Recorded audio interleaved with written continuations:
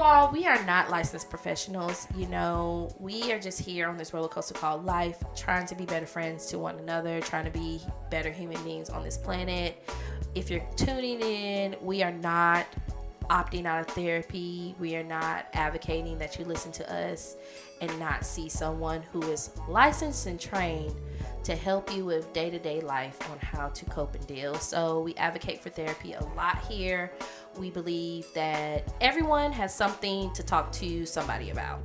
So, just like to make that disclaimer that we're just here giving our opinions and having discussions week by week.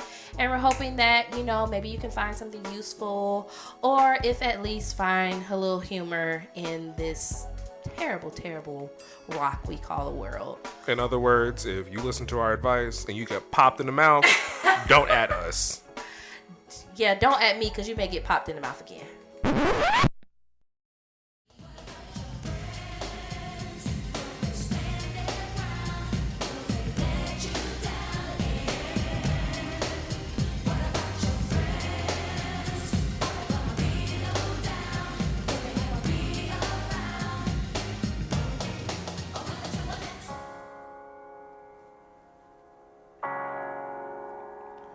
Hello and welcome to another final episode of the Friendship University podcast. It's with a heavy heart that I have to announce that Kristen is moved on, or will be moving on from this. It's just too much. This is too much. I just can't do it.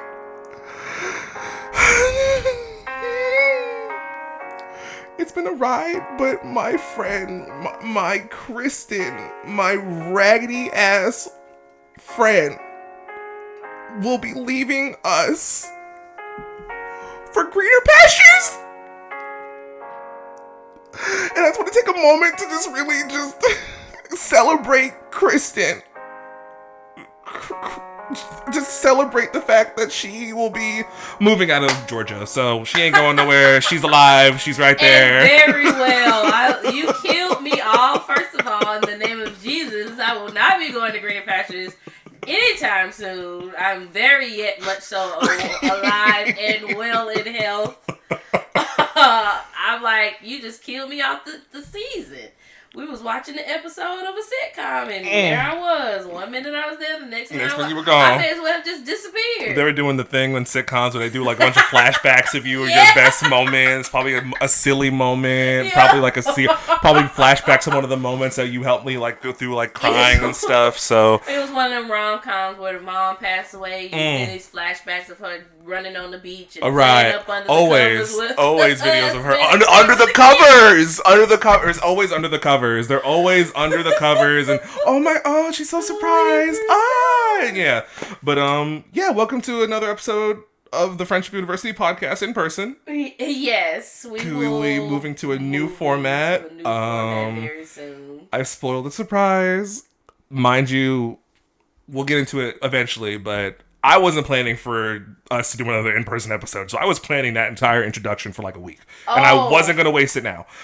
So technically speaking, not our last in-person episode, but one of the last ones in person, because Kristen is moving on to her next journey, her next chapter. I'll leave that all to her to talk about. That's not for me to talk about, but we'll get into it eventually. Welcome, Kristen. How you doing? I'm tired. You? I am. Us. We. You and I. Yeah, together. Me and you. Us two. It's just been a week, you know, getting back into work after vacation and holiday, and everyone wants to circle back.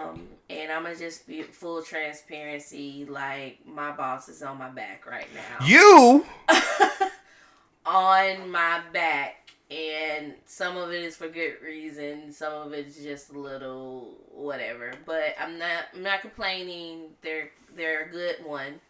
But they are just pushing me to be the best person that I can be. And I can't be mad at that. So I've been out here working. And with this move, I will be moving out of state. So anyone who has ever had to deal with moving out of state, it just comes with a lot of checklist marks. I mean, moving in state can be a little bit of a thing. So, but I'm thankful everything is coming into play, and I'm super excited. I'll announce where I'm moving to soon, because you niggles is scary, and I don't want to not get there before you know where I'm going. So,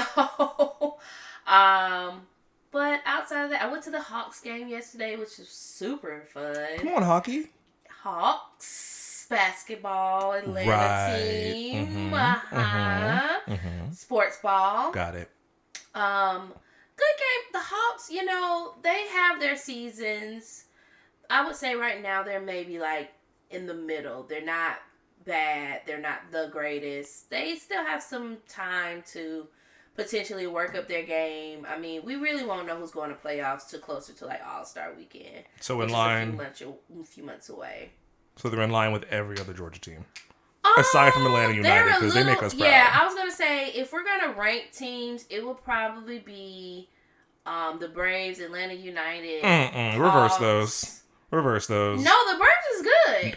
They've been good for the past maybe year or two, but they were not. They did what Georgia does. Like, they're not awful, but they're not the best. They went to playoff. The Braves have the only reason I'm saying for Atlanta United is because the Braves have gone to way more playoffs than the Atlanta United. When you think about the grand scheme of the Cups and all that, Atlanta United is only 3 years old, 4 or 5 years old. Braves have been here forever.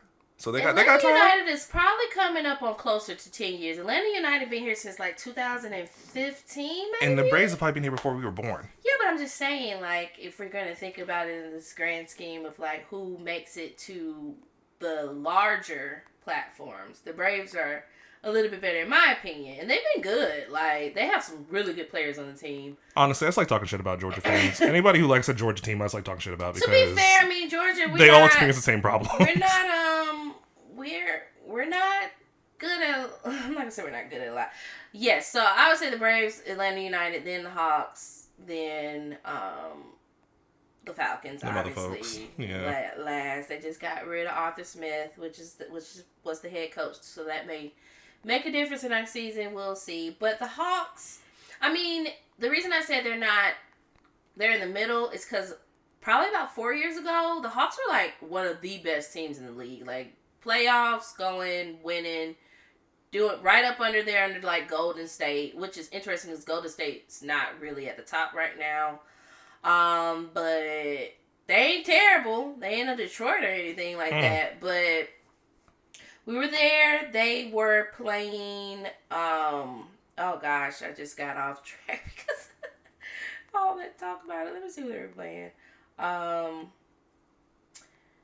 They were playing the 76ers. Yes, that's right, Philadelphia. So Philly is about the same. They're maybe a little bit better if you look at their stats than the Hawks. But they came to play. And the Hawks, we went into overtime and we won. Everybody was trying to say we were down. We got Trae Young, and he's the face of the Hawks right now. My boy, first of all, Trae Young, you on my prayer list because you looking stressed. I know you carrying that team on your back. You balding. And you don't look nothing like the first photo you took when you joined the team. And I don't know what it's like to have to carry a whole team on my back. I will be praying for you because you're looking like what you've been through.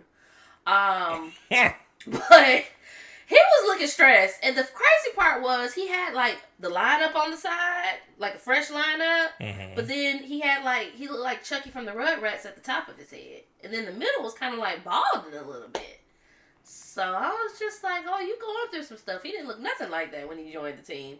So that was good. Glad I got to do that. Got to hang out with some peeps. And yeah, outside of that, just the move and trying to stop my mother from shedding tears I'm moving to Kuwait. I'm gonna be moving. You're her I would say you're her baby, but that's not true. I'm the youngest. You are the youngest? Okay, you're her baby, I'm just the baby. Girl, please. I'm not moving to Guam. I'm not gonna be that far away. I mean, in the grand scheme of things, but you know how older people are. They like to make it seem like you moving to Timbuktu when you leave the town that they've been in. I don't know. I can't even say that because my mother has lived in other towns too. She lived with my father, and that's on a whole other country. So, anywho, that's me. Nutshell. I'm trying to think if I did anything else. I don't feel like I did. How about you? How you doing? That's about it. No, I mean, we're making it. I mean, honestly, I feel I'm doing good overall. You know, the constant struggle and battle of fighting myself all the time. Always fighting against my own happiness, even though, you know, things are going well overall. You know, I'm just my biggest enemy. My biggest op. It's funny you mentioned having your boss on your back, because I'm literally looking at a work email right now that I'm trying to reply to. Please don't. It's what is it, high priority or whatever the fuck. So that's what I'm sort of, if you hear. That's what I'm saying. If you hear it clicking, I'm literally writing an email right now. I have not been rolled like a horse in a really long time. But whoa-wee. They riding, baby. They riding, baby. But no, I'm doing good overall. It feels like it's been so short of a time since we recorded last time, honestly. But I don't really have a whole bunch of updates aside from the fact of, like, just working here in capitalism. I just really want to know, like, at what point do things get so bad where either, like, we revolt, I don't have to work anymore, like, what's going on? Like, what's the vibe? Just want to check the vibe of the room, want to check the temperature, get a vibe check, because, like, the world gets ghettoer and ghettoer every day. We have genocides going on, we have wars, aliens in Miami, children are singing Sexy Red, like, TD Jakes is out here bottoming, like, at what point do I no longer have to clock in and pay bills? Like, who decides that? Who's like, at what point they're like, okay, no bills, no one go to work, no bills, or is it just like, is it like a community thing? Capitalism will never go away. I mean, we could revolt.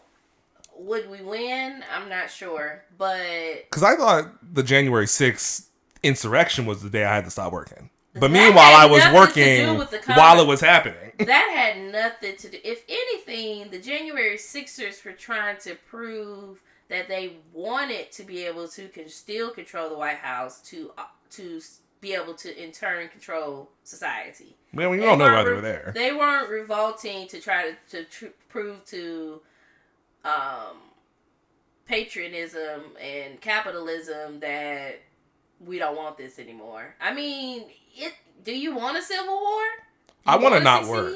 I'm just like, because I'm thinking about it back in the day, like, when 9/11 happened, I lived in New York, so of course I wasn't going to school. But, like, people were still working. People were still life goes on, checking out stuff at Walmart or typing up their ticket for their job. Still ringing up televisions as apples. Meanwhile, that's what I'm just curious. Like, at what point do I no longer have to work and I can just, like, not do that? But, you know, I digress. You know, I'm very blessed ultimately to have a job. I know that a lot of people are struggling to find employment right now, and I'm very proud, very happy to have all that. And I count my blessings every single day where I'm like, you know, yes, this is ghetto because I don't want to work anymore, but I'm also very happy.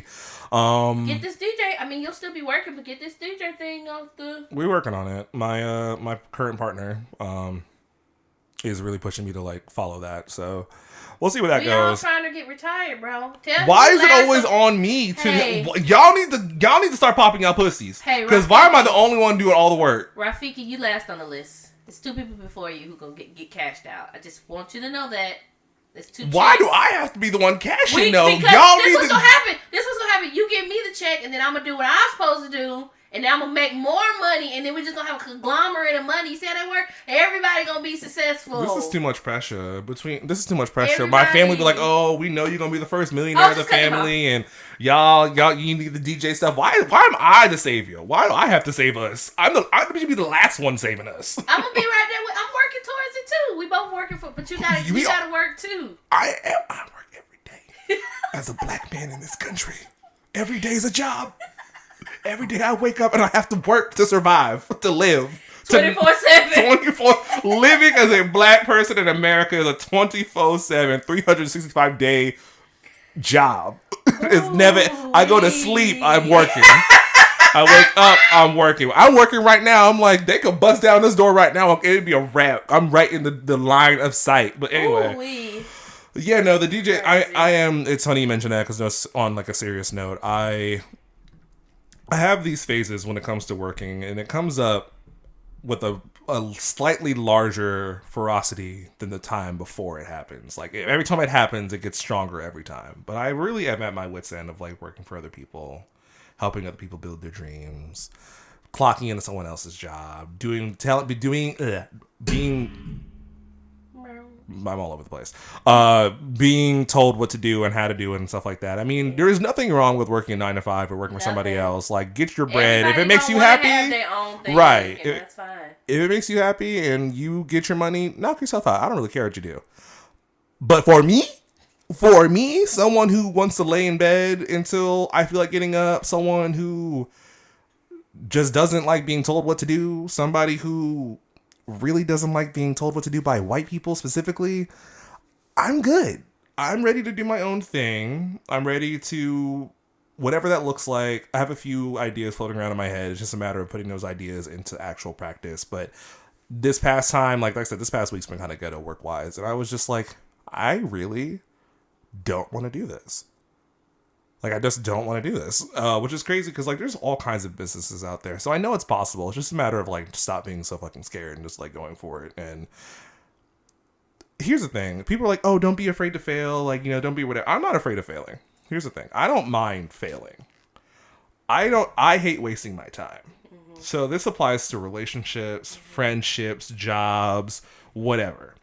If by the end of it, it doesn't turn out the way I wanted it to, it's not that I won't get down on myself because it failed. I'll get annoyed and angry because I wasted my time. Where I could have used that time doing something else.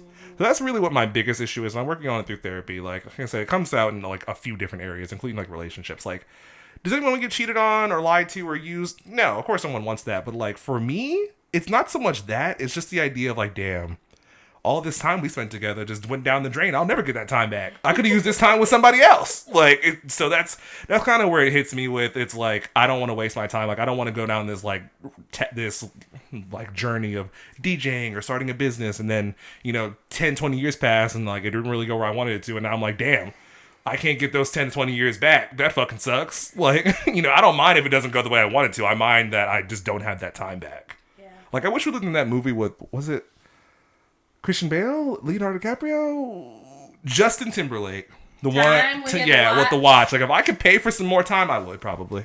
Shoot, you gotta have a lot of money though. True. Cause he was out here stealing time. Right. So I kind of wish that was a thing sometimes where I'm like, I just wish I had more time. Like even like working day to day, like I get off at 5 o'clock, around 5 o'clock every day, and after I decompress, eat, shower, it's time for bed. I'm like, this can't be the same 24 hours Beyonce has. It really can't be. It can't be the same 24 hours. You're talking about working. She's working like 5 people at once. It's just crazy to me. I'm just like, how did I get off? It's already going on 8 o'clock, and I feel like I just got off work like an hour ago.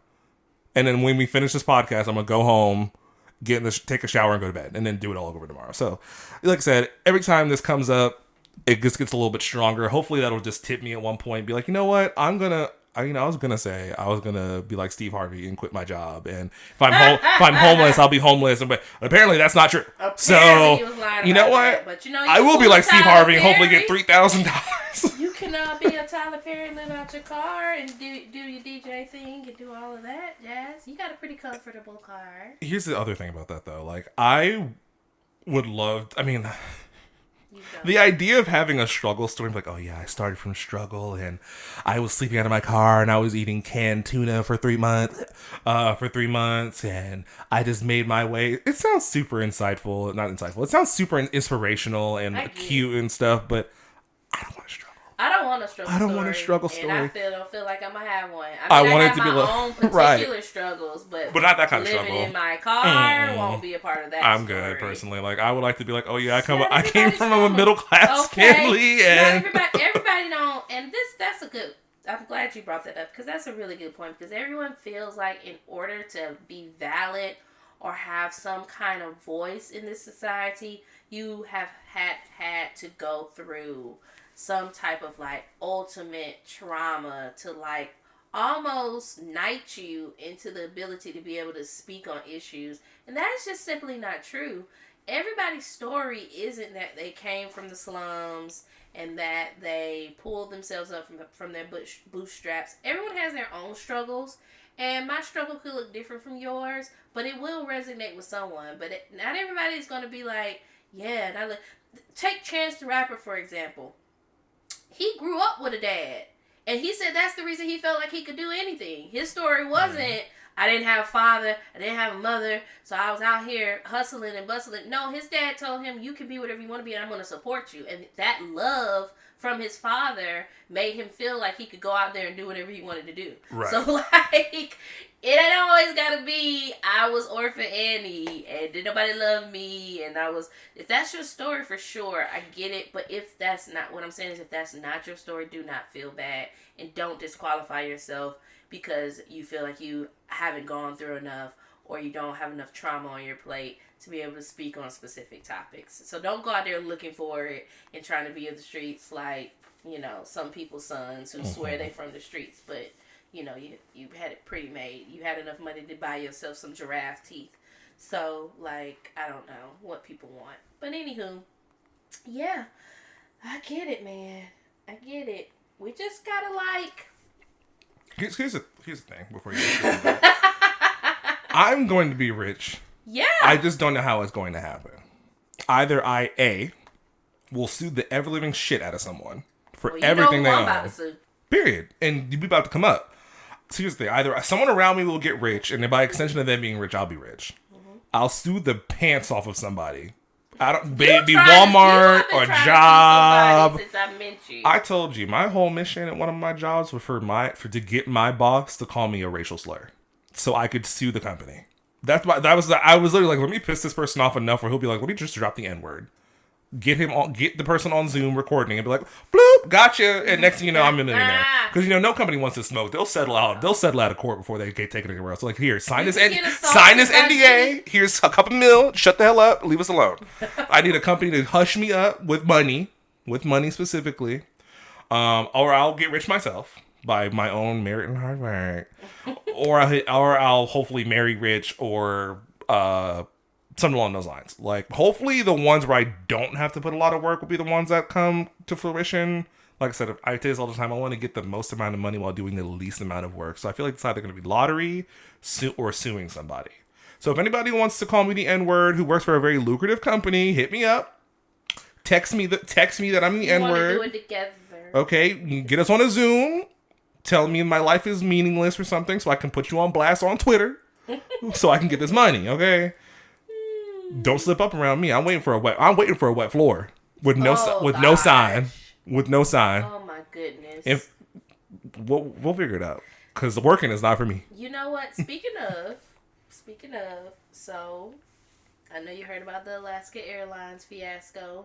Perfect opportunity for me to be filthy rich. Filthy rich. You hear me?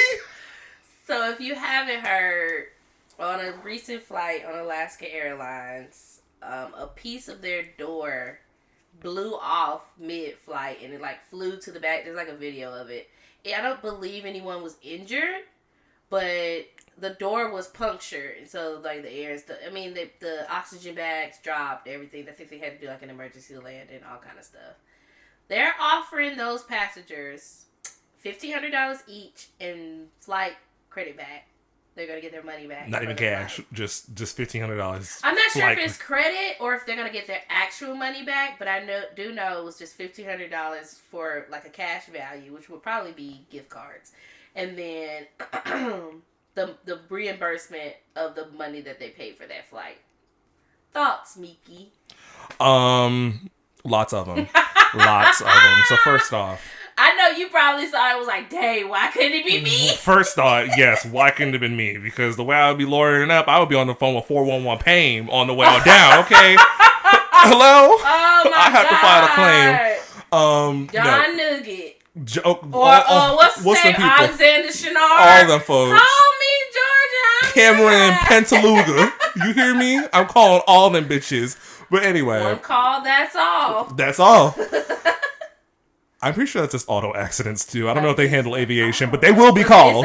They will be called. Airbus. I'll at least get my consultation.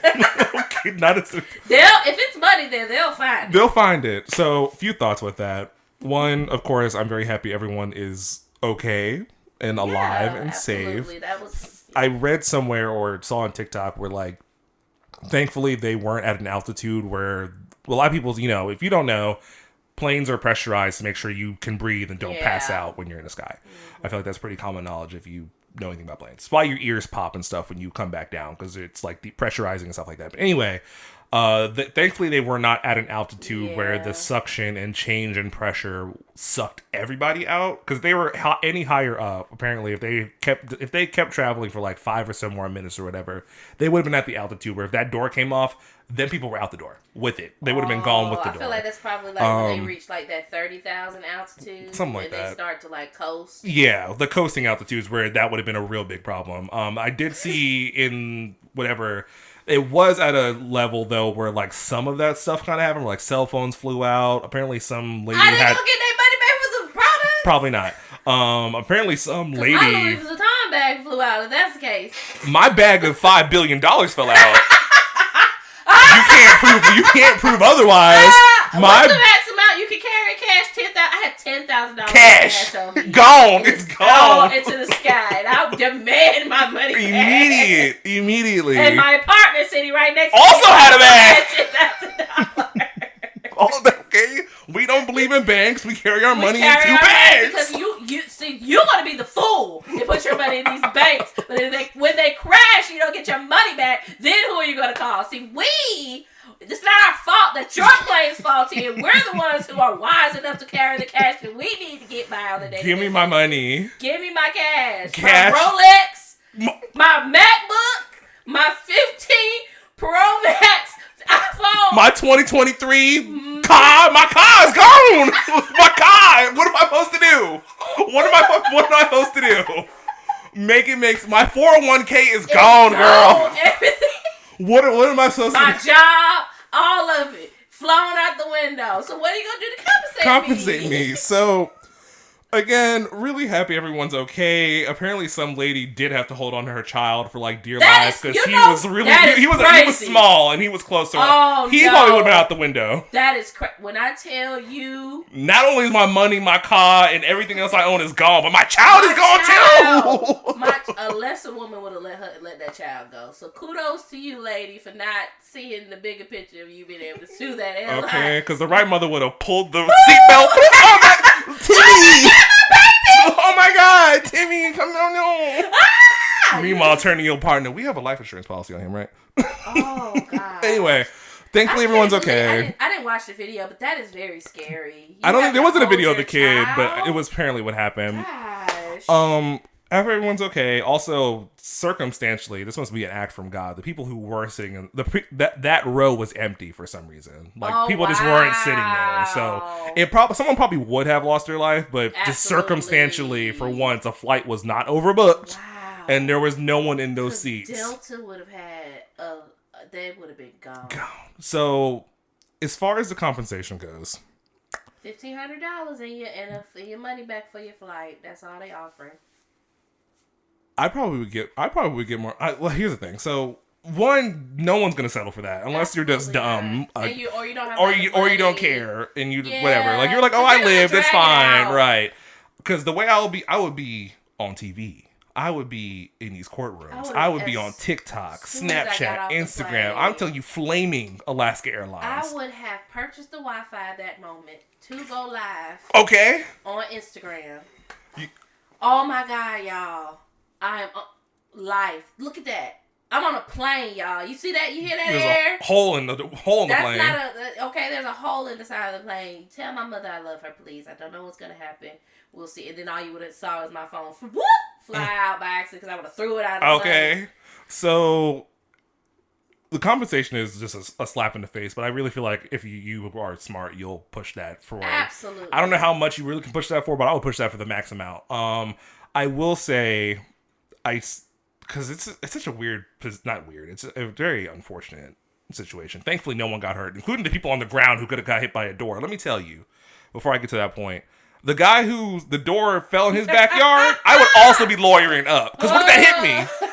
What if the door hit me? That door hit it hit my child. That door hit my brand new 2024 Tesla Cybertruck. That is one It's of gone. 10,000 that has ever been made. It's gone. It's gone forever. The way I would have skedaddled my body under the door and then called the police. Oh my God! Help me! Help me, please! Screaming to the neighbors. Call the ambulance. But I will be keeping an eye out on this particular thing, mainly because of all the backstory that came out afterward. I don't know if people can keep up with it, because it's just I love aviation. I love planes. I literally just read about it today. Oh, okay, so fair. So of course when something like this happens, I'm very interested, because again, I love aviation. I've clocked numerous hours in flight simulators. I love. If it wasn't for the fact that I'm just like slightly lazy and made like weird life decisions, I probably would be a pilot. Yeah. But anyway, there came out that one Alaska Airlines, who was the owner of that plane, had ample warnings that there was something wrong with that door. Apparently on like 3 flights prior to that, like all 3 of those flights or something like that, don't quote me on this, just read for yourself, they had warning lights that there was some kind of pressurization issue, but they're like, it's fine, we'll fly it anyway. So I definitely see that becoming a big problem for Alaskan. Yeah. But the bigger problem is Boeing. So the plane that fell out of the sky was a Boeing 737 MAX 9. If you don't know, Boeing 737s were the same planes that were falling out the sky a couple years ago. They had to ground all their planes. I think Boeing actually, or the FAA, which is the Flight Association something, or whatever, they grounded all 737s again for the most part, because apparently this is a known issue. So it's been coming out where like a lot of like corners have been cut, like bolts aren't being screwed on properly, maintenance isn't being done properly, like a whole bunch of like, let's just save money because we're capitalism and we don't care. Do that with planes. You can't do that. You shouldn't do that with anything. It's a wrap. But a plane, yeah. If you're 1 milli, whatever, it's over. So I'm really curious to see what happens with it, especially after what happened with Boeing recently, because that was also their fault when it comes to why those planes flying out the sky. And now we have these planes doing this. And mind you, it's only been one plane, but mind you, that plane was only 3 months old. It was a brand new plane, like fresh off the lot. It still had the new car scent on it, probably. I don't know if planes have new car scent, but do planes have new car scent? I'm really curious to figure that out. If you know if planes have new car smell, let me know. I would love to know. That's a good question. But yeah, thankfully everyone's okay. Fuck Boeing, which is crazy because as someone who was really in aviation, I love Boeing planes. Boeing's like one of the top, if not the top, it's the United States. It used to be, right, in the United States, because it is a American manufacturer or whatever. But yeah, just happy everyone's okay. Could have been a lot worse. I will say, it's always circumstantially, when I'm about to get on a plane, a lot of really weird plane things happen. Last time I went on a flight, there were all these plane problems about like, oh, these planes almost collided on the runway, or this plane did that in the third. I'm literally getting on 2 Boeing planes in the next like week and a half. Oh, so wish me luck. Is it a 747 or 737? 747. I wish it was a 747. It's I don't remember. All I know is I'm flying on 2 Boeings, and maybe I'll get lucky. Maybe one of the doors will come out and I can sue. Because let me tell you, even if I was on the back of the plane, unaffected, didn't even know what's happening. That's how the people in the back knew. Because the piece flew all the way back there. Thankfully, it didn't hit like another part of like the wing. Yeah. They could have really ended terribly, thank God. It's just like, I travel so much. And I really, I pray before all of my flights. And it's just like, to hear people cutting corners, it's just like, you're playing with people's lives, man. Yeah. Like, I was going to say is money that important, but it is, because people have killed for less. Literally, there's a whole genocide going on for basically money reasons. And my last little tidbit on that is just because our mutual friend is in the room, the same one who woke me up during a torrential downpour on our flight home one time. Let me tell you. We about to land. Let me tell you. If you had woke me up to tell me that the window or the door was missing, I would have threw you out the window too.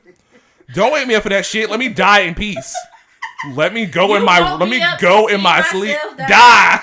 You woke me up to see myself die. Don't wake me up. If we ever fly together, if you're listening to this podcast, we ever fly together, if I'm sleeping, let me sleep. I don't care if they're like, listen, I'm dreaming. I don't care if they're like, we're about to fall out the sky. We ain't got no gas. I don't care if we're getting hijacked. Don't wake me up. Don't wake me up. Just let me sleep. Even if the people like wake him up, if you don't wake him up, we're gonna shoot him. Yes. Because what are they gonna do when I'm awake? What do they need me for? Why do I need to be awake for this?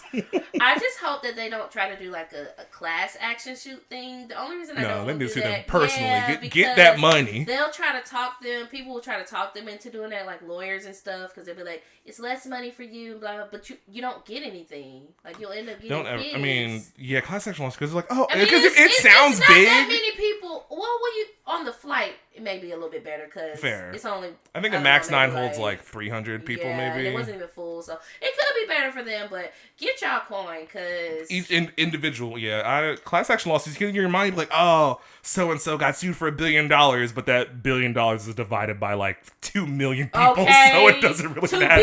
2 billion. Oh, everyone's getting $1. $1 billion. Okay, so everybody got $10.50. Everyone gets your checks. I'll never forget. I had a check from something. I didn't even know I was part of a class action suit. It's been so many times that's I did the thing with what was it, Experian that happened. I think I was a part of like a Wells Fargo class action suit, a Bank of America one, all these, and my mom was like, "Oh, you have a check here," and I was like, "I don't know what it's from," and she was like, "It looks like a class action lawsuit check or whatever." It was for a whopping $5. I believe it. And 12 cents. I believe it. I was part of Apple's class action lawsuit like for the that's batteries. How much it took for them to cut the check. Yeah. Yeah. Class action lawsuits are ghetto. Like I said, I wasn't one for Apple with the whole battery problem or whatever. And then I was one with Facebook, and same thing. They were like, here's your $12. Enjoy. You can get a new battery on us if you want, though, for $25. For $25. You can pay for it. The additional $13 with it plus tax. Apple literally said we got $5 on it. And gave me $5 for $5. That's crazy. Yes, but yeah, thankfully everyone's okay. Sue for your money. Get as much money as you possibly fucking can. Bleed these bitches dry. Yeah. So, all right. As you know, Young Thugger, or should I say truly humble under God. Period. Okay. Is on trial. For pushing positivity. For pushing positivity. And so, someone who was I think someone hacked into it, but they're saying it was someone who was actually on the trial Zoom. If that were the case, I really feel like it would be very easy for them to pinpoint who it was. But someone watching the Young Thug trial on the court Zoom hacked into it yesterday morning and was yelling, "Free Thug! Mistrial! Mistrial! Mistrial! Mistrial! Free Thug!" And my thoughts on that or my question actually is, why would you actually want a mistrial over an acquittal? Why wouldn't you say acquittal? He can go back to court. Do people not know what mistrial means? He can actually be tried again. This is a double jeopardy. If it's a mistrial, he will go back before the judge, and this whole trial will start all over again. People just be yelling whatever they want. Not a mistrial. Acquittal. Why wouldn't you want him acquitted of the charges so he cannot be charged again? I don't know if you've been following the Young Thug. It's been some antics going on. That judge is sick of everybody in that courtroom. Like, he been cutting people off in not so many words, telling people to shut up, sit down.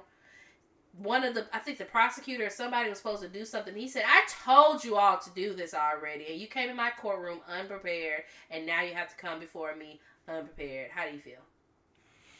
I honestly kind of thought this court case was over already. Oh, no. They want him under the prison. They're trying to make an example out of him for sure. I can't call. I have not really, really looked at the facts.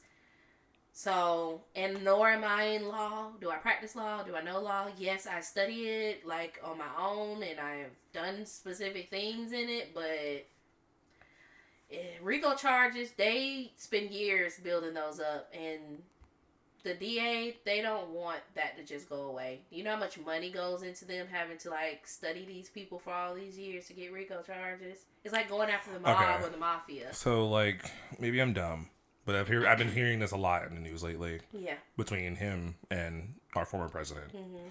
What is the RICO charge? So, RICO is a racketeer influence from a corporate organization. So, essentially, you have organization. They're saying that Slime was a gang, an organization who The Drake song? induced. No, not Slime You Out. Oh. My fault. Young Slime. Got it. Young Thug's label. And I'm going to say allegedly because I don't want to get sued. They're saying allegedly Young Slime or whatever, what he's saying is a music label, is actually a gang. And this gang induced crime all over. And the crime can be anything. It can go from money laundering to murder. And they're saying he did all this kind of stuff. Him and his gang. And they're saying that he was the leader of the gang. And that's why they're like coming after him the hardest. It's like over 30 people named in this. So Gunna being one who, is free now. It's a lot. His trial's been going on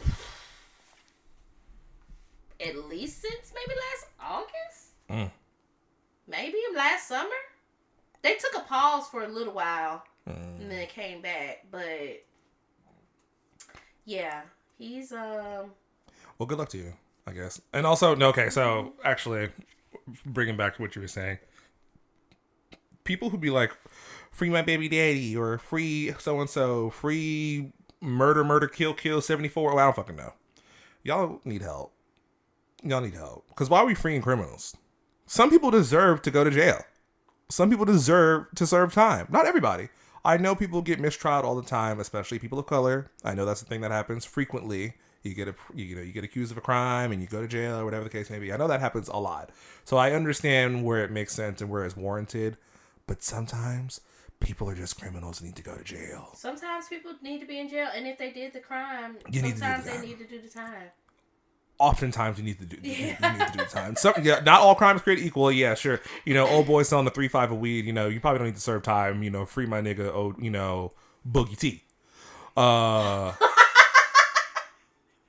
But some people who have actively murdered people need to go to jail. Yeah, I'm sorry. I'm sorry. I'm a firm believer, and this is coming from someone who I believe in grace. I believe in forgiveness. Jesus can forgive everybody, and people can change. But I wholeheartedly believe that rapists, pedophiles, those kind of people, you deserve to be under the jail. Underneath the prison. You deserve to be making love to maggots. And that's it. And the good Lord can still forgive you, but you and the person you did it to can forgive you, but you still deserve to be penalized for what you did. So, to each his own. I just know that because RICO is an acronym.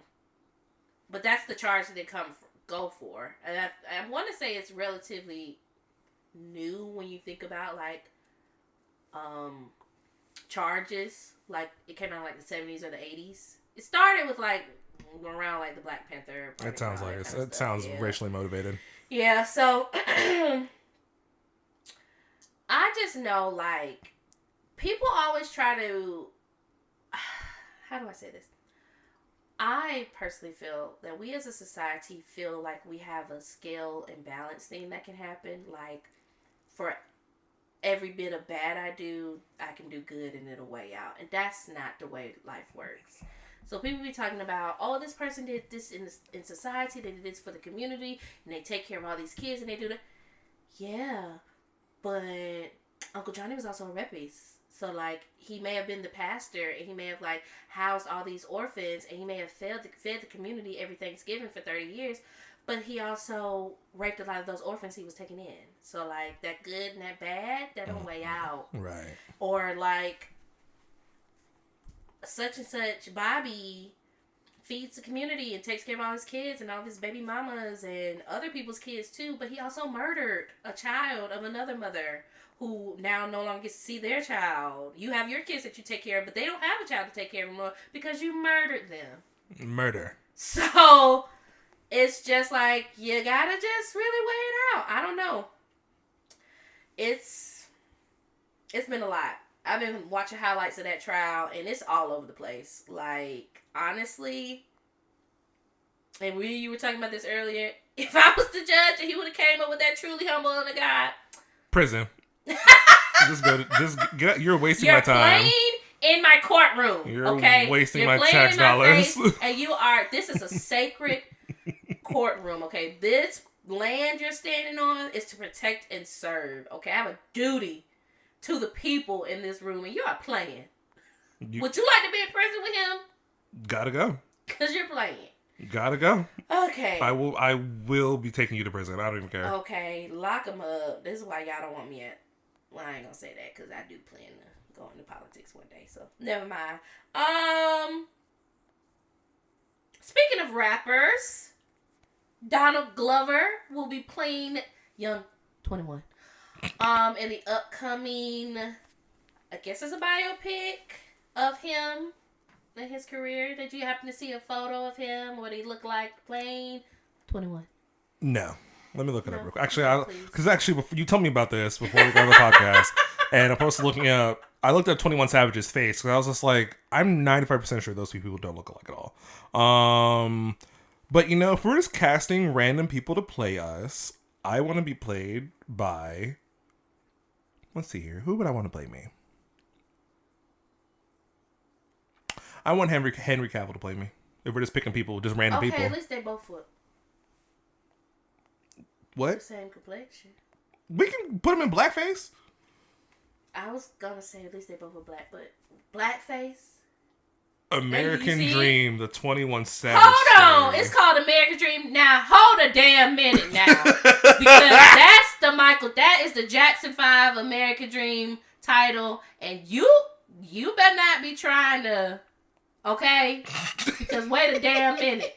That movie is very near and dear to my heart, American Dream. And I don't want people to go Google American Dream now and that come up besides, and not the Jackson 5 story. He's not American. Yeah, isn't 21 Savage like British or something like that? Now that I think about it, yeah. Also, okay, I just looked at the picture. I don't know what... I mean, it's a biopic, so I'm assuming it's about him, obviously. Mm-hmm. But, like, no offense, 21. Can you do something for me? And this is no disrespect. I like 21 Savage. I find a lot of his music really fun. He's only 31 years old. How much of an interesting life have you lived to release a biopic?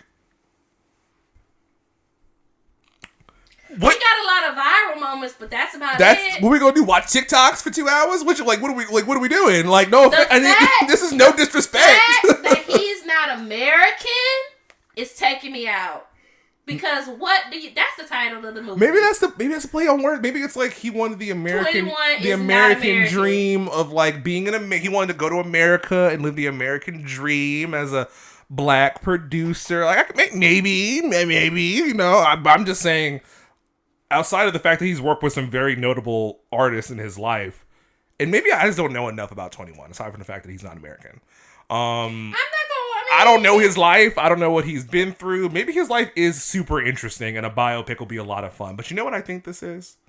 I think 21 saw Beyonce, the Renaissance tour movie, and saw Taylor Swift with her Eras tour movie, and was like, you know what? Let me get in that bag. Let me go ahead and get my biopic bag. So there are many main differences between the two people you just named at 21. I'm going to just name two. One, those movies were the conception of world sell-out tours. These women went on tour for months. Tours that they had been planning for years, mind you, that made over $1 billion in revenue. And they decided to document the process of them putting together such extravagant shows. Two, both of these women have been in the industry over 2 decades. They've been around for a while. I was like, I just found out Taylor Swift was my age 2 years ago. I thought Taylor Swift was 24. Not because of her face, but because of her attitude and the way she sings. I thought she was still 22. If you told me Taylor Swift came out, I'm feeling like 22 in 2022, I would have believed you. I would have believed it. Because what? No shade, no disrespect. No shade, no tea. I mean, Taylor Swift may not be at 2 decades yet. I know Beyonce is well over 2 decades at this point. But Taylor Swift may be at 15. She may be on her way to 2 decades. But like, I'm going to tell you the synopsis of what this says. The trailer follows 21 Savage from his younger days of being bullied and finding salvation in music through his days recording with producer Metro Boomin, who is played by Jabari Banks, which is very interesting. His arrest by Immigration and Customs Enforcement and his Grammy win for a lot. His Grammy win, one, singular. You want to know how many Grammys Beyonce has won? Do you want to know how many Grammys Taylor Swift has won? I digress. McLaughlin plays the younger Savage. That's the guy. Caleb McLaughlin. He's from Stranger Things, right? Caleb, the black guy, the black kid. I don't know what that boy's name. His name is Caleb. He plays the younger Savage, and then Donald Glover plays an older version, which again you just pointed out that he's not that old. And the rapper himself appears in musical interludes, teasing new material. If you wanted to just drop a trailer for your new music, just do that. Just give us 45 minutes of a visual. Right. Don't call it a biopic. We've been there, done that. Lemonade, okay? And don't call it American Dream. I mean, go off. I mean, Natasha Lyon is featured in the trailer as a regal figure, apparently knighting 21 Savage, and there's also a sequence recounting how he got his stage name. Ooh, that cool. sounds very much so like the American Dream to me. Go off. I mean, capitalizing on doing the least amount of work. I mean, again, no disrespect to 21. He has worked with a lot of great artists. Yeah. A lot of his music is a bop. I'm not gonna say I ain't have my days where 21 was in a heavy rotation. I mean, no disrespect, but then, it's just like, how long is this movie? Because I was doing some research while you were doing that. 21 Savage has been active since 2013. Far. So that wasn't. I graduated school in 2014, so that wasn't very long ago. 11 years ago. Meanwhile, Taylor Swift has been active since 2004. So she's coming 2 decades. 2 decades. 2 decades. Is what I thought. So I mean, go off. I mean, it's also interesting how he is really young. Like, why not just play yourself? Like, I can understand not playing the younger version of you, but why not just play yourself? Most people who have people play themselves in biopics because they're old and they don't look the way they used to. And most of the important stuff is when they were at a certain age. You're at that age. Just play yourself. In fact, I'm pretty sure Donald Glover is older than you. I think he is. So, I think you may be right. I'm confused. Does the biopic go into the future? Is it supposed to be like, oh, this is me when I'm 40? Sir, you're 31. Like, what are we doing? Just play yourself. You don't even look old. You look like you're 22. Just play yourself. Anyway, I don't have a biopic coming out, so I have no room to talk. All right. My biopic would be all of 5 minutes long. So go off. I won't be watching it. No disrespect. But yeah, good for you, I guess. Yeah. Good for you, American. Anywho. 21. And I'm gonna save the greater news for the end. A local Atlanta restaurant is hoping to provide or wanting to provide health insurance to its employees.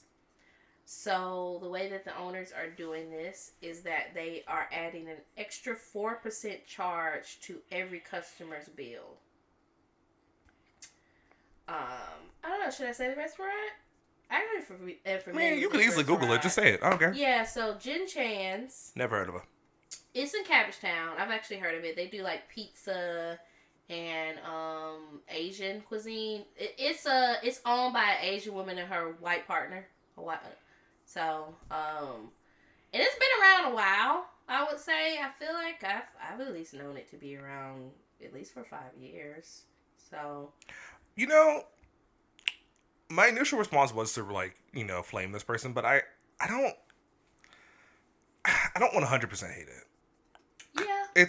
It's for a good reason, and I can understand passing that cost to the consumer. Right. Unlike other companies who will pass the cost to consumers and pocket all that money for themselves. It's let's make the new iPhone more expensive and then not give it to the employees. Yeah. So and it's important to note that this is not hidden.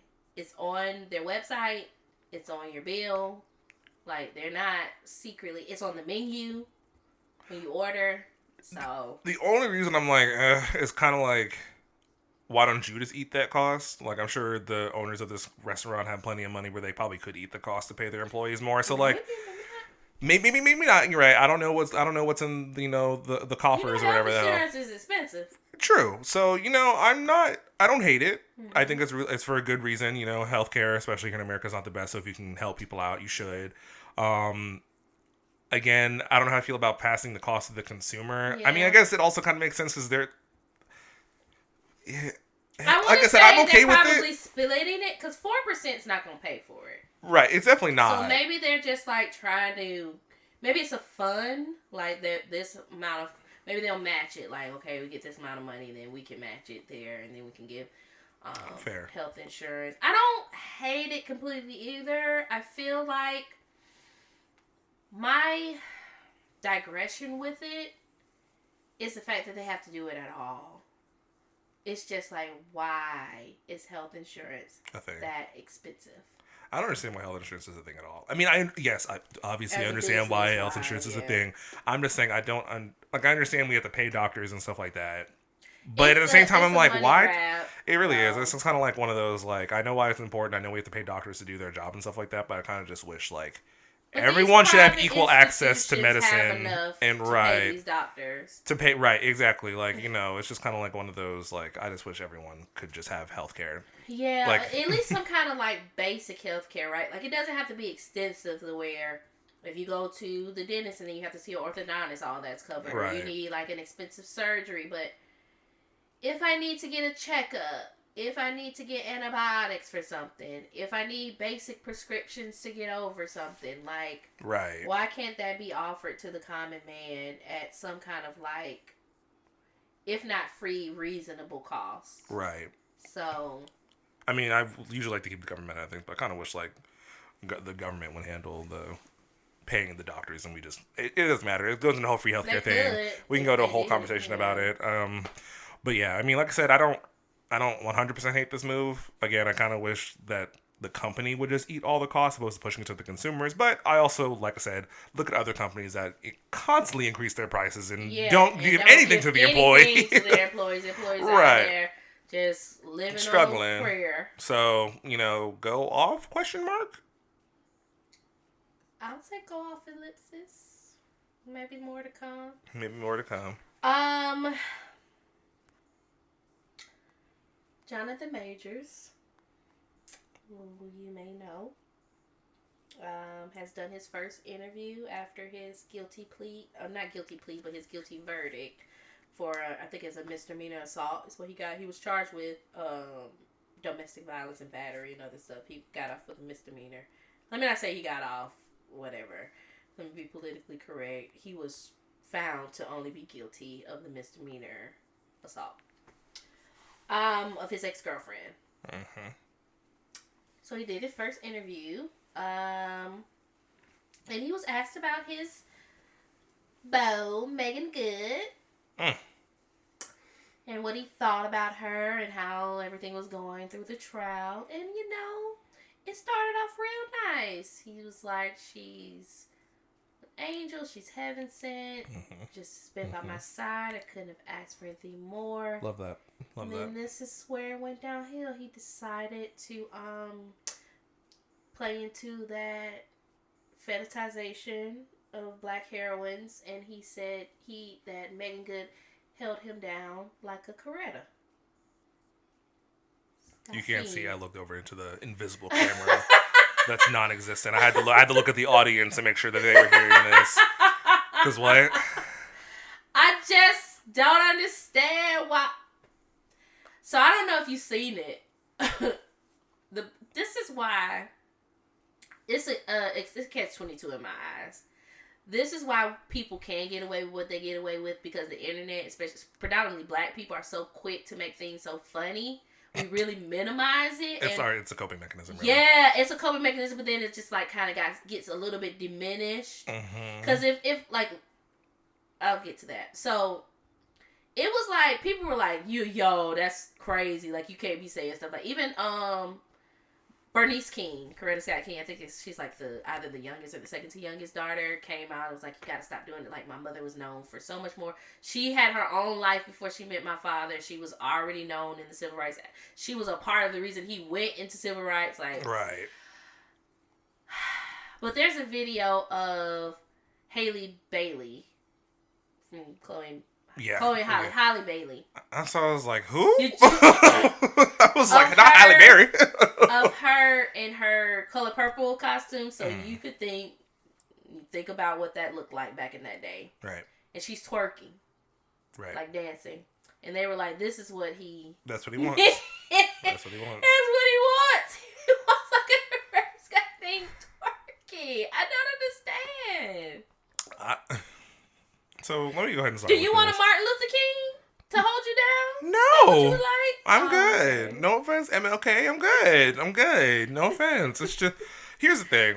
My only 2 cents on that. One is more of a personal thing. The other one's more of just like just being logical thing. Between 2 consenting adults, if that's what he wants and Megan Good wants to be that for him, go off. If she wants to be hold my man down, Coretta Scott King, to her Martin Luther King, go off. Go off. That's between you two. I don't care. You don't pay my bills. You're not sleeping with me. You don't keep a roof over my head. I don't care. That's how I feel about all adult relationships. If it's between 2 consenting adults, I don't care. Man, woman, man, girl, dom, sub, slave, massa. I don't care. If that's what gets you off and makes you happy, knock yourself off. If you want to wear, I'm just going really out here on this one. If you want to wear a collar and a leash because your man owns you or whatever, go off. And I'm not saying that. No, I'm not saying that's anything to do with MLK or Coretta Scott King. Obviously, I'm just saying 2 consenting adults. If that's what you want and that makes you happy, go for it. Mind you, not everything needs to be shared on the internet. Maybe really think twice before you say certain things. Perpetuation of certain thoughts and right. Can be it's very harmful. unhealthy and harmful for the community. But if that's what you want, go off. Now, I will say, and this is where I'm going to leave this whole thing at. I think I am very much in the minority of this one, but I also get to kind of enjoy it. I've never liked Jonathan Majors. I don't particularly like the way he acts. I was going to say, was it his acting? I don't really care about him as a person. Okay. Everyone's like, oh, I love Jonathan Majors. Oh, Jonathan Majors, this, that, and the third. He's the next, whatever. He's the next Will Smith. He's the next whatever. I'm like, I don't see it. I don't think he's the best actor. Like, he's cool, but I don't think he's like talking talent. Mahershala Ali. Come on now. Let's talk about it. Let's talk about it. And then to each their own. There's plenty of celebrities and stuff that people like that I don't. There's plenty of celebrities people I like that other people don't. It's very much like I said, it's like very much an opinion that's not particularly based on like full merit, because who knows, he might be the best actor in the world as far as the Golden Globes or whatever the hell is concerned, but like as far as I'm concerned, I've never seen anything in I've never seen anything he's been in that I particularly liked. I was gonna say, did it start with Lovecraft Country? Yes. The fact that you don't really like that show.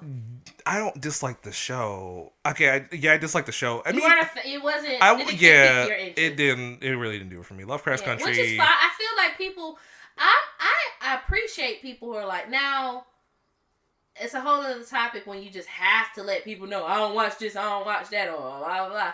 But I appreciate people who are like, nah, I mean, I get it. People like it, but I didn't like it. I gave it a shot. You know I tried like 3 separate times to watch it. I just couldn't get into it. Yeah, I get it. I think a lot of HBO shows are like that for me. I think they're just like such slow burns where like I just can't do it. I mean, the concept was interesting. It was just like a whole lot going on in that show. Yeah. I don't even know if it got a second season, did it? I don't know. No, it didn't get a second season. Rightfully needed to get canceled. Well, but a little weird. Yeah, I've never been a Jonathan Majors person. I've never gone up for him. I've seen him in plenty of different things. And I'm not to say like he's awful. It's just that was never like, oh yeah, that's my man. I'm going to go see every single movie he's in. Like I just wasn't feeling it. Never and now all this stuff's coming out between him wanting to, perpetuate circa 1940s stuff or wanting to perpetuate, hitting women. I don't know who was right and wrong in that one. I wasn't there. I think a piece of it was I'm always gonna believe the victim more often than not. I'm gonna believe the victim. But you do have to see the video though. There's a video. There's a video of them in an altercation. I'm just let you decide who's the aggressor. It wasn't Majors. That's not to say that other instances, because people can be in multiple. You can be both. Yes, you can be the victim and the victim. Relationship. Right. So, I mean, like I said, no disrespect, Mr. Majors. Hopefully you're a nice person in real life. I just don't go out for you like that. You're not my guy. You're not my guy. I don't.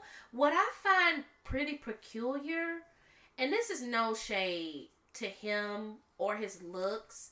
It's like people really went up for him, like, oh my God, he's so handsome, and he really is giving like that old time look where niggas was not feeling that. Like the big nose, the dark skin, like that was not on people's radar. That was considered and ugly back then. Right. Exactly, not even very long ago. Not even very long ago. So it was just really weird for me seeing like this kind of like thing where people like, but then this is how you know it's fetishization or it's just bandwagoning, because someone does one thing that you don't like and then you immediately drop them because he did that ad where that was more so based on like anime, but people thought it was feminizing him and just stuff like that, and then that was like, I feel like that was kind of the start of the downfall for sure. Listen, y'all can't say I'm a bandwagon nothing, because I disliked him way before any of this stuff came out. Okay, I was the original hater. Hate alligator. Yeah. What I also found interesting, I saw someone who was like, "You all don't find it funny that his first interview is on a network that Disney owns?" And I was like, "Wait, well, what did the interview on?" I want to say it was ABC or something. That's wild. And I was like, that's actually really crazy, because they not only they gonna milk you for every dime they can get out of you, because they dropped you from this movie. And then multiple they gonna put you on their network to make more money off of you because they know people gonna stream it. Was this like a test where they trying to gauge how people were going to react so they could like pick you back up, or what was going to happen? Don't pick that back up. Don't. Not, and I don't know if you deserve to and lose all that. Actually, like Marvel, they feel like when you make it to Disney, like you made it. Like, I don't know why. For some people, for a lot of people, actually, they feel like if you break into like those Disney films, especially like Marvel or DC, like you're top tier, you're getting paid, like you're maybe back before this current phase, but yeah, no, that is weird. I didn't know that he was on ABC or whatever, Fox, whatever the hell it might have been, but yeah, like I said, that's my own 2 cents on it. I mean, do you whatever you want to do, and I don't like you. So, moving on. And didn't like you before. Didn't like you before this. Not gonna like you in the future. My stance is gonna say the exact. You know what? Dislike is a strong word, because that takes energy. I just didn't care about him. Yeah. Like I wasn't peeping for his movies. I wasn't like. And I can say the same. I mean, I did watch Lovecraft Country. I won't say like I won't say I was like, oh my God, I can't believe they're not bringing it back in season 2. I was like, oh, season 2 would have been cool, but I'm cool off of it not coming back. Right. But I've never been one to be like, oh my gosh, that new Jonathan Majors dropping. Like, I gotta be in the theater on Thursday to see it drop at midnight. Yeah, no. Never. There's some shows I will do that for. Euphoria, The Boys, for example. You know, there's actors on those shows I'll also do that for. Yeah. But yeah, it wasn't for me. Wasn't giving. No offense. I get it. Or full offense, really. I don't really care. To end on a lighter note, Angela Bassett did the thing. As she does. I saw this. And she received an honorary Oscar at the Governor's Awards for her contributions to the film industry. As she deserves. Our queen. Queen. The Queen of Wakanda. Wakanda forever. She deserves that. I mean, I don't keep up with a lot of awards, honestly. Like, I couldn't even tell you what that award really is. Is that an acting award? Is it the Oscars? Film award? Yeah. No, not the Oscar. I thought you said she got it. She won an honorary Oscar at the Governor's Awards, which is like an award show to honor like respectable individuals. Okay, well, anyway. But it was, the Oscar was given to her by the Academy. Got it. Well, happy she deserves it. I don't really know how many awards she has won or has not won or been nominated for. Like I said, I don't keep up with that kind of stuff. But she does deserve it. Angela Bassett is one of those people that I keep an eye out for, and I'll go see stuff she's in, unlike Jonathan Majors. So that's a good example. She's well deserved, and I'm proud of that queen. I've been watching Angela Bassett in all sorts of media throughout the years, maybe TV shows or movies or whatever the case may be, and she never fails to show up.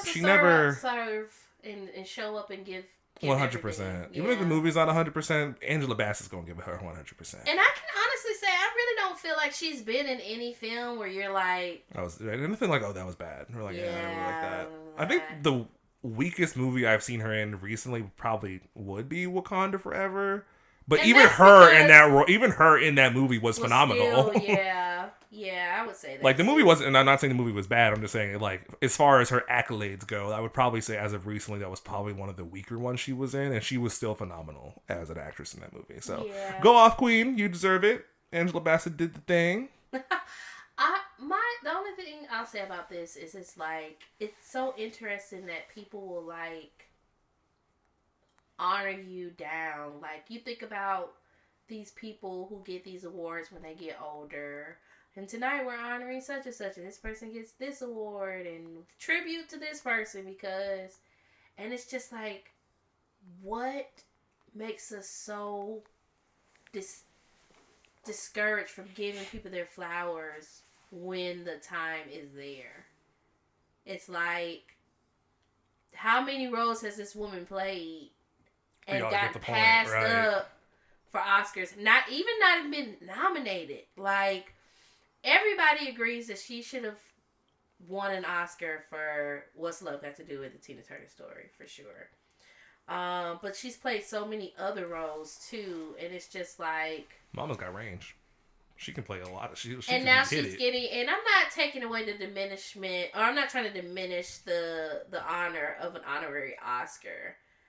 I'm just wondering why she has not won an Oscar for any of the roles she's played. If she's had such a huge impact on the film industry, as you all say, you mean to tell me she has not done one film within any of the Oscar categories in the 30 plus years she's been in this industry to win an Oscar? Has she never won an Oscar before? Like ever? Like No. never? Nominated? I don't even think she's been nominated. That's to be crazy. honest. Let me see. That's wild. I don't think she's been. Also, what the fuck is an honorary Oscar? It's so. That sounds like a participation award. That's why I don't want to say that because I don't think that's what that is.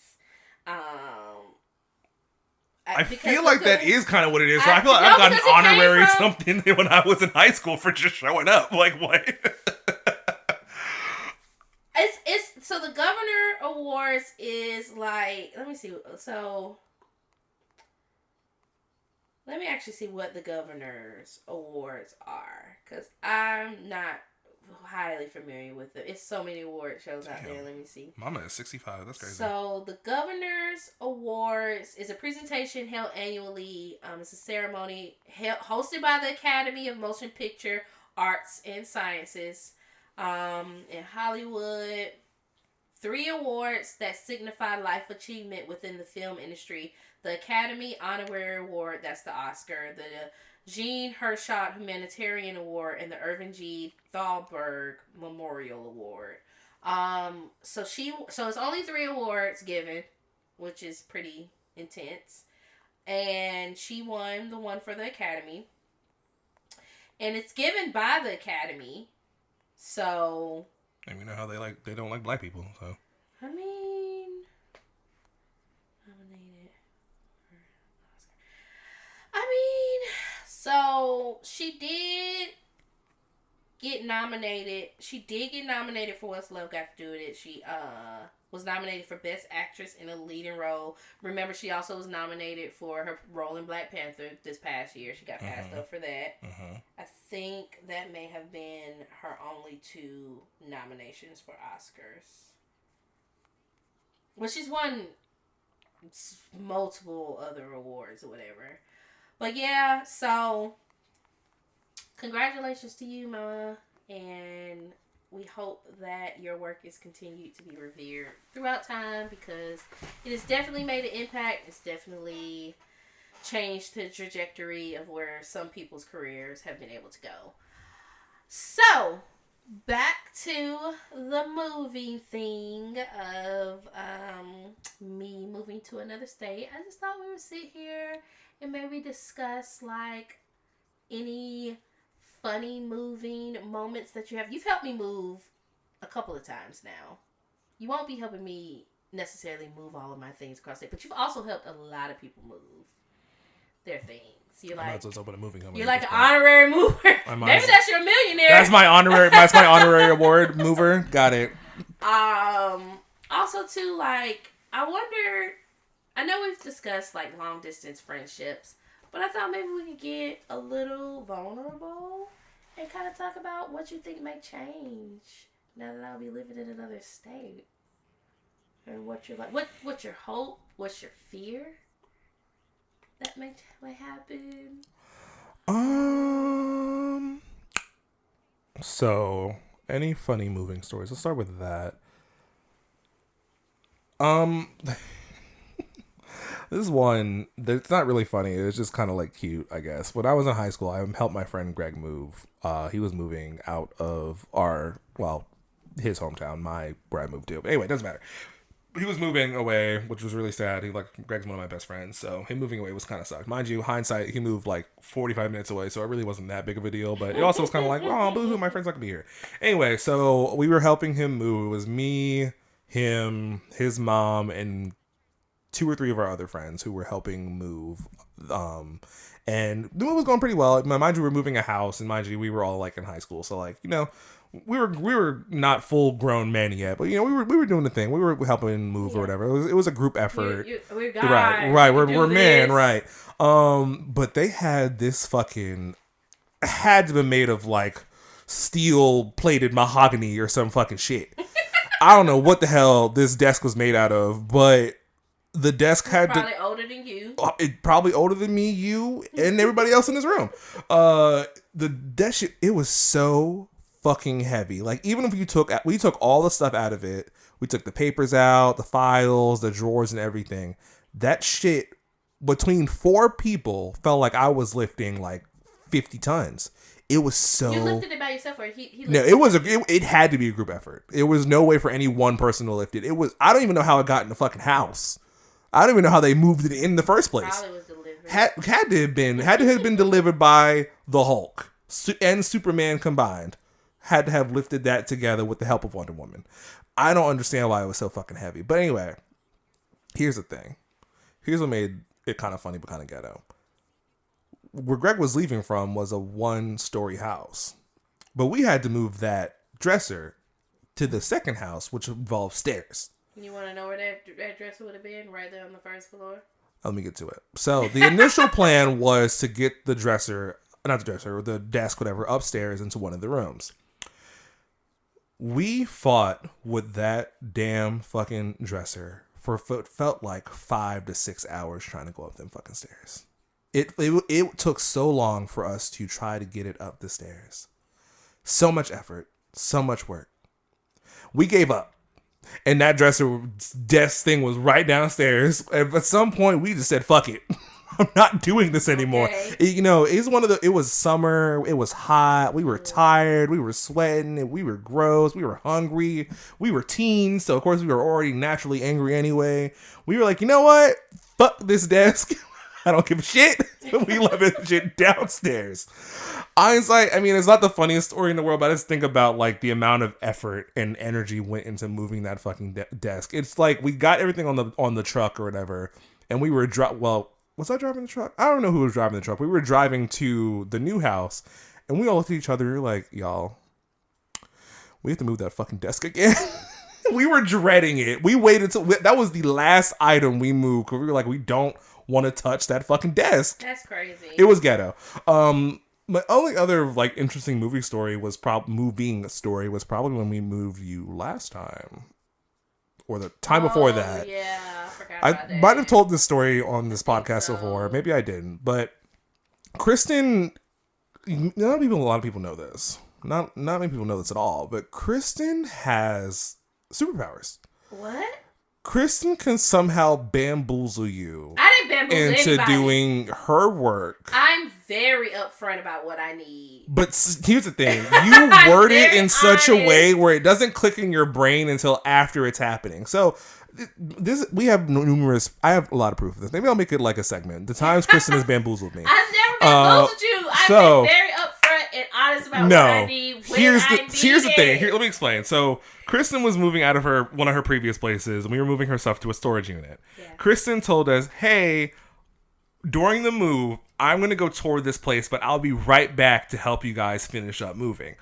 If you, okay, that sentence in of itself doesn't sound bad. Okay, yeah, you're going to go, you're going to come back and finish helping. Was the plan. But I can't help that Flash was moving me out, and they decided to move everything into the storage unit within 30 minutes. No, fair.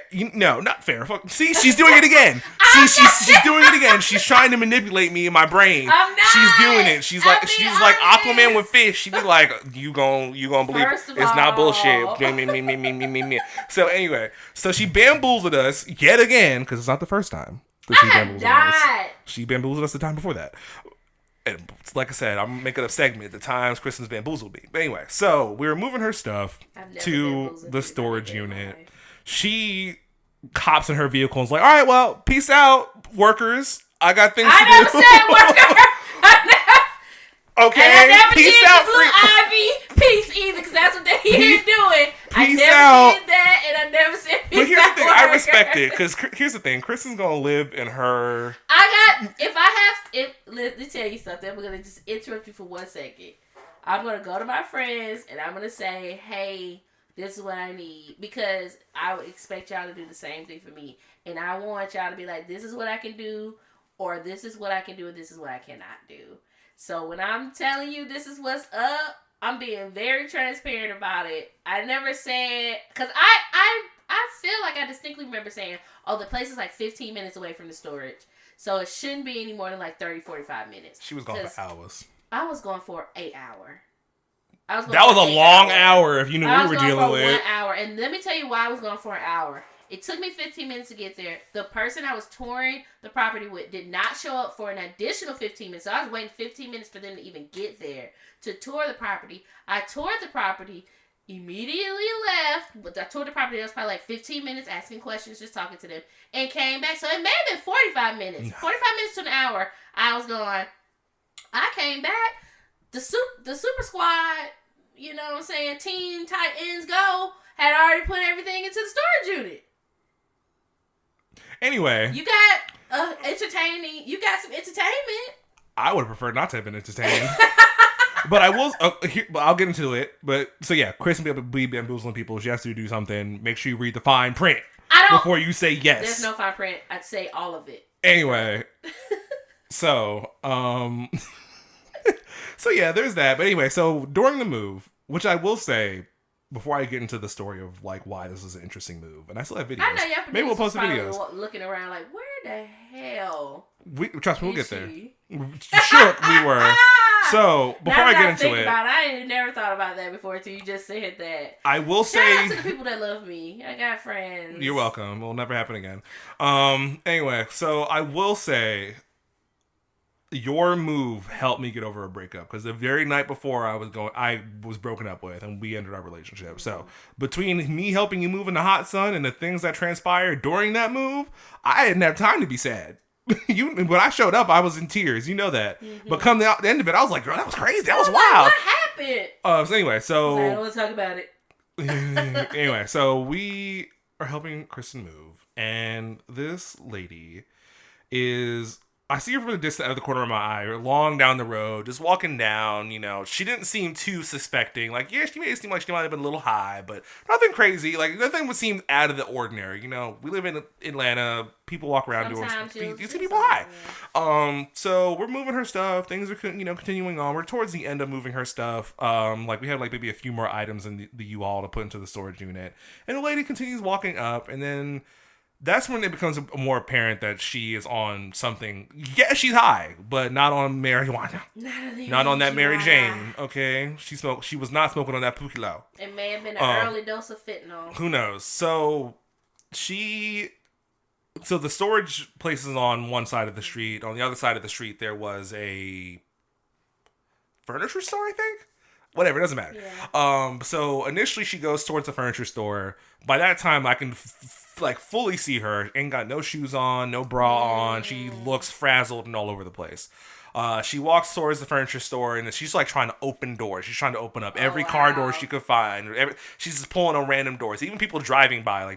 I remember distinctively there was a red Camaro that was pulling out of the furniture store, and she's pulling at the door handle, trying to get inside the car or whatever. They speed off. So she realizes, this isn't working for me. So she proceeds to come over to the storage area. So it was our crew moving your stuff, and there was another crew of people moving some other stuff. Yeah, but there's a gate. There is a gate. We're gated off. Right. We're behind the gate. We're doing our thing. They're doing their thing. Like, we're completely separate, whatever. And then here she comes walking by, trying to get in some more cars, because there were some cars outside the gate. She's trying to get in. I believe the person she was trying to get in the car was like the storage unit owner or whatever. She comes out screaming, yelling, "What are you doing?" Blah, blah, blah. You know, and it just escalates. I'll save you all the tea, because I know this episode's running a little bit long. Long story short, this lady who was high caused this massive scene trying to break into things and do things she wasn't supposed to do. And I don't think she was doing it maliciously. I think she just genuinely was high and was not aware of what she was doing. Or something like that. Which, again, I mean, not again, which isn't an excuse, but, you know, it's an explanation. So she's trying to get in all kinds of stuff or whatever. And the people who were at the storage place were not feeling that. So they come out with a baseball bat. They're threatening her. "You need to get out of here. I'll beat your ass. Blah, blah, blah. Yada, yada, yada." She ain't going nowhere. What does she do? She runs. Where does she run? Into the gate. How did she get into the gate? She somehow squeezed her. She wasn't a small woman. She somehow squeezed her body through the gate like gelatin. I don't know how she did it. I couldn't squeeze through that gate. I tried later. I don't know how. It must have been the drugs. I guess if you do drugs, you become liquid. Okay. Because she had to have been. Because I was just like, how did you fit in it again? This is not me body shaming or anything like that, but she was a bigger woman. I was not as big as her. I'm a little bigger now. Like, I'm a little pudge going on, but I was not that big. And I was like, how the hell did you fit through this? It doesn't make sense. Anyway, so she gets into the gate. She starts running towards our crew, and we're just like, shit. So we go behind the U-Haul, because we don't have time for that, because you don't know what people try to do. She might try to fight one of us. And then she comes towards us. Luckily, one of our friends like shoos her away, like, go away, go. So she turns around, goes back towards the other crew of people. At that point, that crew of people already saw what was going on. They weren't playing that fucking shit. So I guess one of the girls or whatever who were part of the other crew of people moving called her boyfriend. Boyfriend pull up in a Escalade or whatever it was, white Escalade. Probably a 2015 Escalade, so you already know what time it is. He come out with the gun. He's shooting up at the sky, trying to get her to run away. That shit's not working. She's, in fact, the girl who's on drugs was like, "Oh, pew pew, let me run towards it." Okay. So she runs towards him. Thankfully, he doesn't shoot her. Instead, he grabs the baseball bat out of old girl's hands and hits her. Vicious, smacked. All you heard was "don't." And I'm pretty sure he hit her like 2 or 3 times. Me being... Here's the thing. I'm the kind of black person who I will not call the police on black people 99% of the time. Like, unless you're doing something that's putting someone in danger, I'm not going to call the cops on a random black person. Or, right. Is that healthy? No, but I also understand where we live. And I'm like, I don't want to be the reason that we're saying, say his name down next week. So I typically will avoid calling the cops unless I think there's an actual reason to. But I called the cops because I was just like, y'all need to get down here because someone is either going to die or get really hurt. So the cops came. They ended up breaking up the situation. I think old girl ended up having to go to the hospital. Hopefully she's better. I don't really know what happened with that. And it was just a whole thing. So again, thanks for that exhilarating experience because it helped me get over my breakup. I forgot I even was going through a breakup. See? I was freaking... It's my form of therapy. See, and there she is. She admits that she manipulated me. And what does that stand for? Moving therapy. Wow. Wow.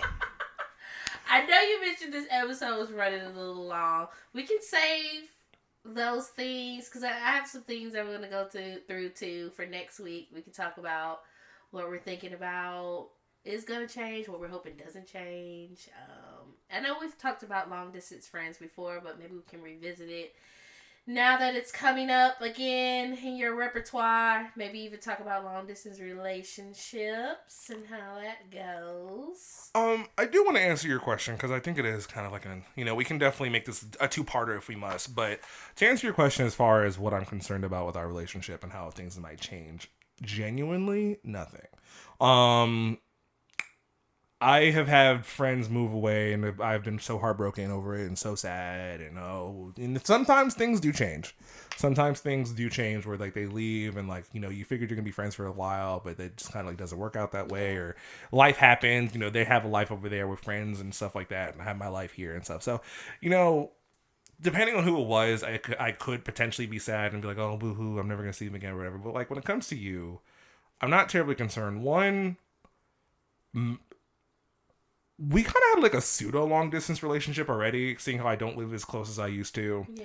And even when I did live close, like while we did hang out more frequently, like we kind of operated like long distance friends anyway. Like we would call each other and be like, let's watch this show together but separate. Yeah. Together but separate is our coin term for I'm gonna stay in my house, you gonna stay in your house. We'll hit play at the exact same time.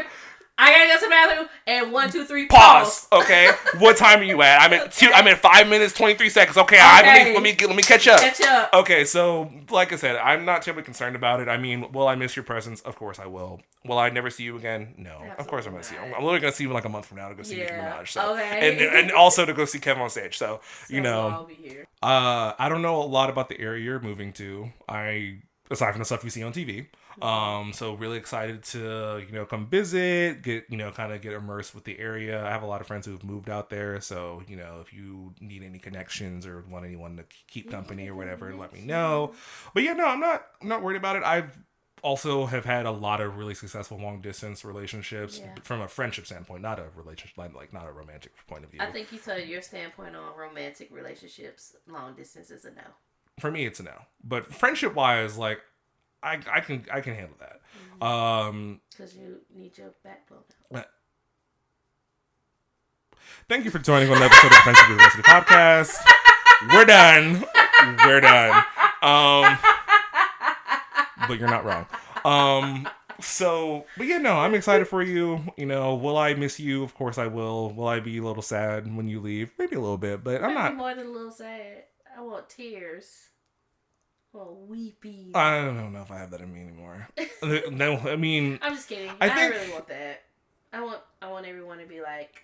Yeah, I mean, no, I'm excited for you. I don't think anything's really gonna change. I don't have any really concerns. I haven't really like overthought it. I mean, when you first told me you were leaving, I was a little like blown aback because like I kind of always assumed I would be the first one to leave Georgia, honestly. Same. But here you are. You're like, I got to go, and I was like, oh, okay.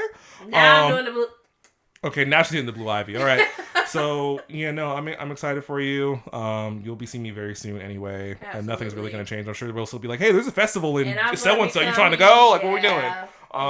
You also travel a bunch, and you have family here and friends here, so I'm sure you'll be in the A plenty of times. No way that I won't for the holidays. Oh, your mom will hunt you and gut me like a fish. She will hire an assassin to bring you home. Who will find me and not kill you. But will bring me home. We'll bring you home. So I'm not really worried about it. I'm sure I'll see you plenty of times throughout the years, and it's not a goodbye. It's a see you later. Who knows? I might be joining you right where you are in a few months or whatever. Who knows where life will take us? Let's go! It's so many things in the area. Maybe not where you're going, because somewhere in the area. I know how much you're gonna be paying, and I don't want to make that. I mean, it's more. It's more than where we live. I'll say that. But what about you? Are you any? How do you feel? I mean, I know this is not the first time you living out of Georgia, so I know this isn't like as extravagant or as amazing. It might be for someone who's lived in the same place all their life. But like, what are you most excited for? What are you most nervous about? How do you feel about it in regards to our friendship and the podcast? Like, what do you feel? I agree with you wholeheartedly. I don't feel like anything in that aspect is going to change. And I mean, at best, I have you in a chokehold for at least once a week. So I will see at least and talk to you at least once. At least once a week. You will see me. I'm gonna be right here. But it definitely, I will probably up the texting and calling, FaceTiming a little bit more. Cause I be trying to be a phone person. I'm just not a phone person. I don't know why. I mean, but here's the thing: when people are out of town, I will talk. Or if like I haven't seen someone in a really long time, I will talk to them.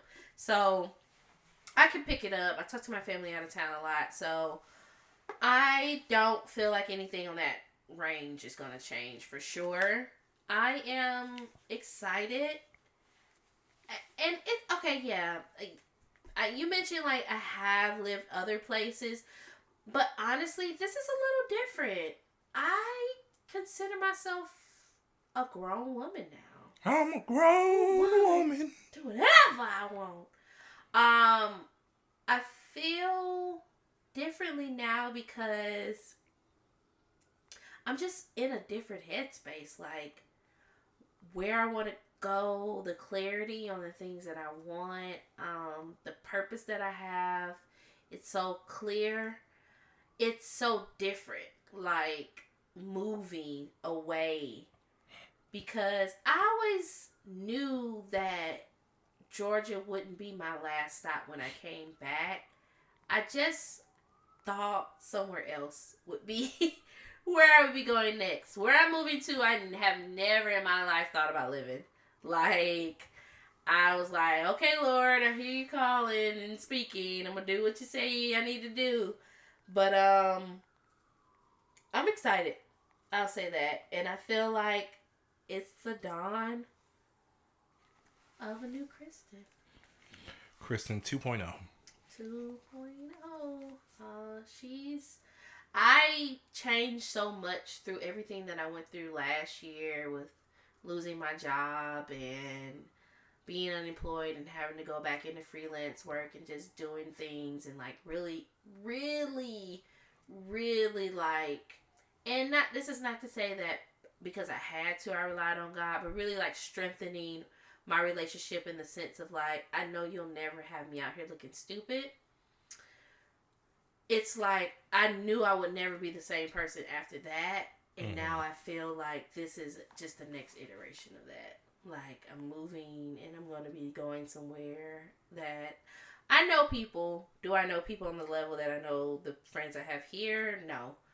But, you know, I'm going somewhere pretty much alone, seemingly, you know, without a physical presence, I'll say. And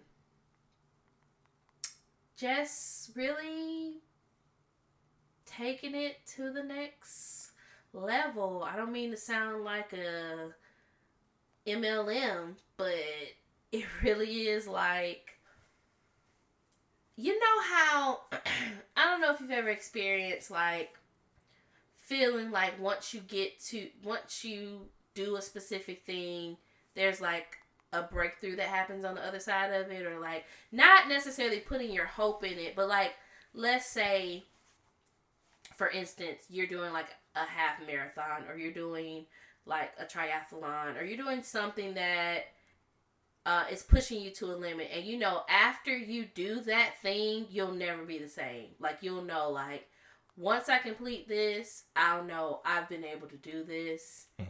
And if I can do this, I can do the next thing. Right? So that's kind of like where I am. It's like, and this has been not seamless. Let me just be clear. Like, stuff has been coming out the woodworks that had no business popping up. The devil's busy. I have had some difficulties getting to where I need to go, but it's just all the more reason for me to believe like there's something on the other side of this, because why would there be such a fight against me getting there if I know this is where I'm supposed to be? So, and let me be clear, this is not to say that if you're in a tumultuous relationship that you should keep being in that relationship because it's a fight on the side. I'm just saying I heard from the Lord and this is where I'm going. So if you didn't hear from the Lord, then just move on. But yeah, so we can talk a little bit more about it. I can give some funny moving stories, and maybe we'll do like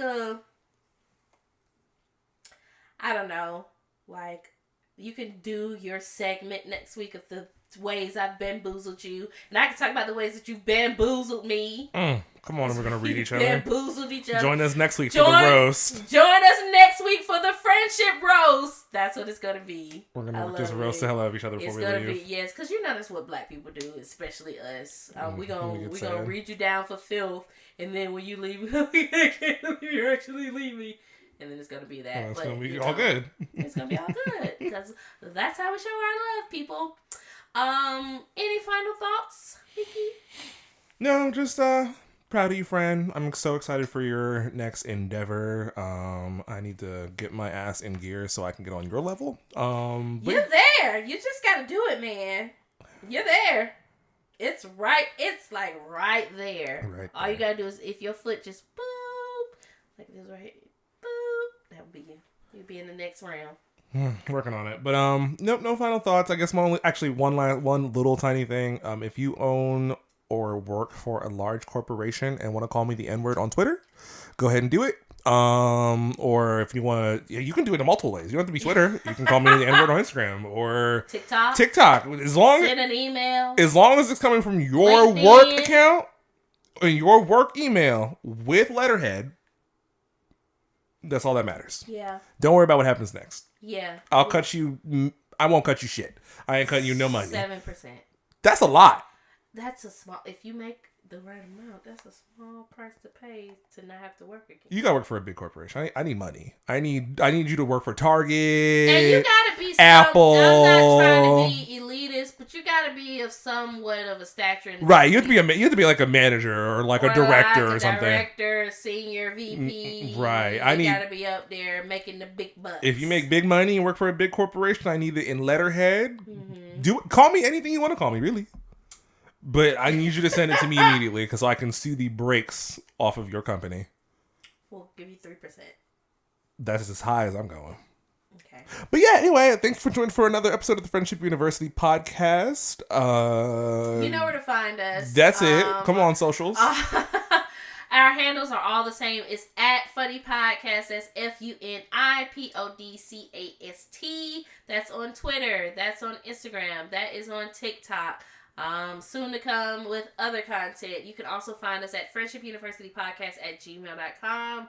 Email us whatever you would like to email us. We're just open ears to hear what you have to say. If there's anything you want to do to support us outside of monetary support, because, we would love that.